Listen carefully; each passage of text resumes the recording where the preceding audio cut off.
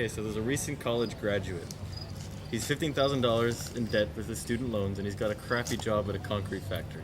What he does is he grabs a bag off a conveyor belt and throws it in a box. Crappy job, not making enough money. One day, on break, takes off his gloves, puts them in his pocket, and he's reading the union manual. On page 6 is injury information, and he sees a diagram of a hand. If he loses this much of his finger, he gets $5,000. If he loses this much of his finger, $10,000, and then $15,000 for the whole thing. So thinking I can get my student debts paid off like this, he goes back to work without his gloves on.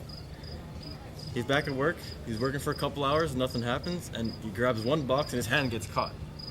Looks at his hand, blood everywhere, and his finger's missing, his middle finger. And he's thinking, great, I just did it. Turns his hand around and it's hanging on the back of his hand by two little tendons. So he grabs the finger and he starts pulling. He's desperate. He starts pulling the finger to about this far. He can feel the tendons in his arms just like ripping out of their place.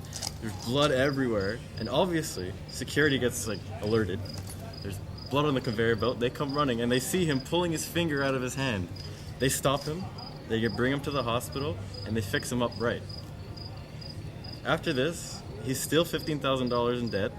He loses his job for trying to dupe the union, and he's got a bum finger.